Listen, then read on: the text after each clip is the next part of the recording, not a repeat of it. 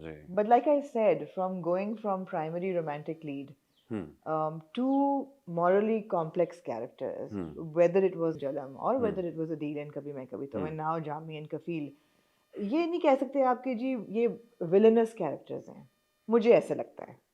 ऐसा नहीं हमारे टीवी पे, क्योंकि बहुत विलन जो है बहुत ब्लैक एंड वाइट हो जाता है। हुँ, विलन वो है जो कि ना मारे भी, जो मतलब असॉल्ट भी करे, जो गाली भी हुँ, निकाले, जो हुँ, करप्शन भी करे, जो हर हुँ, चीज़ करे। जी। तो आपके कैरेक्टर्स में बहुत लेयर्स होती हैं। अम, अब मैं यही पूछूंगी कि ऐसे स्क्रिप्ट तो लिखे ऑब्वियसली जा ही रहे हैं, बट ये कितना मुश्किल था ये नेविगेट करना? फॉर श्योर जब पहली बार मैं जामी को पढ़ रहा था तो आई वाज़ एक कभी-कभार तो मैं क्रिंज भी कर रहा था बिकॉज़ वो मैं पढ़ रहा था वो। हम्म। अभी मैं उसको जज कर सकता था लेकिन जब मैंने उसको ले लिया तब मुझे I had to make this character interesting. उसके शेड्स जो हैं, उसके जो भी नुआंसेस हैं, उसके जो फ़ियर्स हैं, वैसे तो लगता नहीं है उसे कोई फ़ियर है, खुदा का भी डर नहीं लगता उसे है। वरना मैं हमेशा समझता हूँ कि हर इंसान के यूनिवर्सल फ़ियर्स होते हैं, सोशल फ़ियर्स होते हैं, पर्सनल फ़ियर्स होते हैं। अम, हमेशा से मैं समझता हूँ कि रिस्क लेता रहा हूँ। हम्म। इससे बड़ा रिस्क क्या हो सकता है कि एक एक्टर बनने का ख्वाब लेके जेल में निकला। हम्म। इससे बड़ा रिस्क नहीं हो सकता। ऑफ फिर शुएब कोर्स। साहब के साथ साढ़े 3-4 साल, उस पे तो आते हैं बहुत बड़ा रिस्क था वो। अभी वो अभी तक दैट रिस्क डिडन्ट है। गो इन माय वे। मेरे हाँ। मेरे फ़ेवर में नहीं गया वो रिस्क।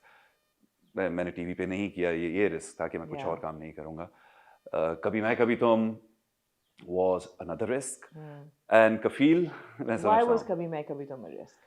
अ, वही के जो मुझसे हसन हसन के साथ भी मैं कन्वर्सेशन कर रहा था कोई 2-3 दिन पहले उनके टीवी चैनल के लिए। तो ही वाज़ लाइक के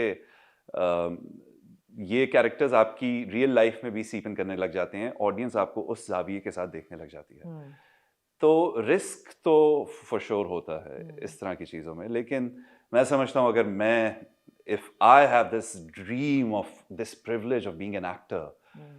फिर मुझे दुनिया के सारे जो लोग एग्ज़िस्ट करते हैं, जो कि हमारे पास रिसोर्सेज़ होंगे स्क्रिप्ट में, उनको पोर्ट्रे करना, उनके अंदर जो जंग चल रही है, वो हम्म। कैसे अपने आप को लेके चलते हैं और ऑनेस्टली मेरा कुछ ना कुछ इंटरैक्शन हुआ है इस तरह के लोगों से। हम्म। इवन जामी के लिए कोई रेफ़रेंस कहीं आर्काइव से आ जाता था, ओह! वो ऐसे बैठा, वो ऐसे खड़ा, उसने ऐसे बात की, वो ऐसे खाना खाता था। हम्म। तो ये सारी फिर आपकी आर्काइव्स में ये चीज़ें आती हैं। हम्म। तो चैलेंज था मेरे लिए बहुत बड़ा। आपने कहा काफी दफा, मैंने भी हसन का इंटरव्यू सुना, तो काफी दफा आपने कहा कि Jaami was a big challenge. Challenge why? जी। Because because of the perception, the negative perception, या not really no, creating the no. Character was a? Over over years जो मेरा प्रोसेस इवॉल्व हुआ है किसी भी कैरेक्टर को अप्रोच करने के लिए, वो ये हुआ है first of all when I am reading और analysing the character I am like कि ये मुझसे कितना सिमिलर है और ये मुझसे कितना डिफरेंट है। हम्म। ये पहले मेरे एनालिसिस होते हैं मुझसे कितना मुख्तलिफ है और कितना मेरे जैसा है।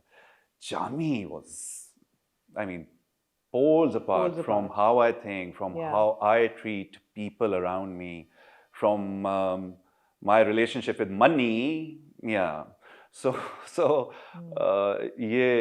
then once again, hats off to Misam, hats off to Sanam, hats off to our DOP, Lukman Khan साहब। I mean, उन्होंने मुझे वो एक तरह से कंफर्ट जोन दिया, एक रिलैक्स एनवायरनमेंट दिया कि मैं कुछ तरीके से उसको पोर्ट्रे कर सकूं। जी। अच्छा, now Adeel was a character जो कि बंदा इमेजिन कर सकता था that an Imad Irfani could be an Adeel. It's like a it's a match that comes to mind, because social class भी वही है, वो एक किस्म की tasteful, well dressed, well spoken, kind of elitist kind of a person. Not that I'm calling you elitist in a bad way, but you know that kind of image I'll comes take to it, mind. I'll take it Take as it a as a compliment। compliment, of हाँ course, of चलें। course. Thank you. लेकिन Jaami is was somebody that अगर पहली दफा किसी को कोई कहे कि जामी किसको कास्ट होना चाहिए, it would be unlikely that they would come up with your name because of the that elitist kind of a thing. So how did this happen? Although it's great that it did, because I think for an actor ऐसा challenge मिले तो बड़ा जबरदस्त है, मगर उनके directors के या कास्टिंग एजेंट्स जो थे उनके जहन में क्या हो रहा था? ये मैं समझता हूँ कि producers, directors, casting agent, channels को शायद मैं कन्विंसिंग लगता हूँ इस तरह के पोर्ट्रेयल्स नहीं, में। बड़ा अच्छा है, मुझे बड़ा I was very sort of. और बैक ऑफ द माइंड मेरे दिमाग में हमारे इंटरव्यू वाली बात भी थी कि आपने मुझे कहा था कि मैं चाहती हूँ कि इमाद कुछ इंटरव्यू के अलावा भी आपने एक दो बार जब एनालिसिस किए थे तो ये कहा था कि मैं चाहती हूँ कि इमाद कुछ थोड़ा हट के करे, राइट, जहाँ पे उसको वही पॉश एलिटिस्ट लैंड क्रूजर में बिठाया ना जाए। बिल्कुल। तो ये भी मेरे दिमाग में बात थी, डाइवर्सिफिकेशन। आप कितना डाइवर्स हो गए, या अपनी रेंज कितनी बढ़ाओगे एज एन एक्टर। बढ़ाई है आपने, it's like very impressive. Jami मैं नहीं सोच सकती, I was sceptical the first few episodes. Okay, reviews में मैंने कहा is this really even Sanam, because you know for Sanam is a very strong person, to see her as somebody who's struggling with a relationship or with the dynamics of marriage. It's like, but both of you have it's brought it together so well. So well done, whoever cast you. Thank you so much. और मैं सनम को भी recently कह रहा था कि I can count on my fingers कि जामी कितनी बार सिविल हुआ है जेबा के साथ।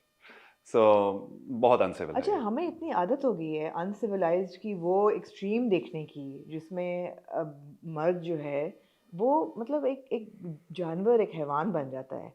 अनफॉर्चुनेटली टेलीविजन पे भी ऐसा ही पोर्ट्रे किया जाता है। अभी we I think watch the 9th and 10th episodes. अब मुझे ये था कि ये मार नहीं रहा यार, इसको उसने मारा नहीं है अभी तक, मगर वो अगर नहीं मार रहा तो मैं कह रही हूँ अच्छा यार इतना बुरा नहीं है। That's the way, that's unfortunately the way we have been brainwashed by television as well. Real life में तो जो है तो है, but the reflection and the manifestation in our stories is that अच्छा अब वो यही है कि अच्छा वो अफेयर चल रहा है तो हाँ यार आइसक्रीम खा रहा है ना, तो ठीक है कोई बात नहीं है, उसकी नेबर उसको पसंद थी जी, दिमाग में। बट आई थिंक हम भी ब्रेन वॉश हो गए हैं, हम भी गैस लाइट हो गए हैं। आप ठीक कह रही हैं, आपसे मैं बिल्कुल मुतफिक हूँ इस बात पे, नहीं मारा ना उसने अभी तक किसी क्योंकि को। Relatability factor of this verbal emotional abuse, I think हर बंदा इसके साथ कर सकता है। अगर घर में नहीं हुआ, अगर पेरेंट्स से नहीं हुआ तो सिबलिंग से हुआ है। Yeah. अगर सिबलिंग से नहीं हुआ तो मोस्टली लड़कियों के अपने स्पाउस से हुए हुए हैं। अगर वो नहीं हुआ तो आपके टीचर्स ने ही किया हुआ है आपके साथ। Emotional verbal abuse, Totally. I mean, destroying your self-esteem, destroying the other person, treating him or her like a subordinate. You don't matter, your existence doesn't matter, what you say doesn't matter, you're dumb, तुम में तो अकल ही नहीं है, तुम कुछ ना, तुम तो रहने ही दो। ये हर बंदे ने ये बातें सुनी है किसी मतलब को। अभी एक सीन है जब उसको कॉल करता है कि तुम मुझे याद आ रही हो, वो कहते हैं मुझसे बात कर रहे हैं, और जब वो कर लेता है फिर वो जो हंसता है,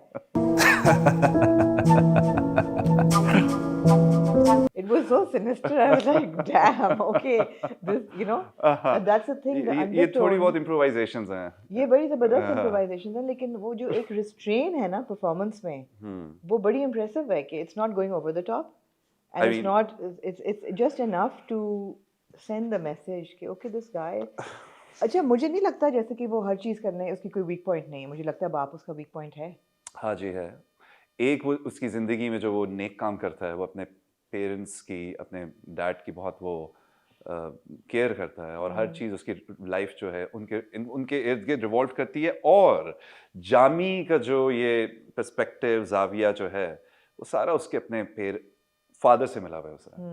यानी जिस तरह उसने देखा है कि दुनियादारी क्या होती है, पैसे के साथ क्या आपका ताल्लुक होना चाहिए, तो ये सारा उसको इनहेरिटेंस में अपने फादर से मिला हुआ है। फादर से मिला है जी, But this no, is what but- I think, हाँ, this is what I yeah think. right, no this is true, because देखते हुए भी बंदा कहता है कि यार निकम्मे मर्द तो बहुत होते हैं, हाँ जी। होते और हैं। और एक और फैक्टर भी बहुत जो मेरे ख्याल से जामी और ज़ेबा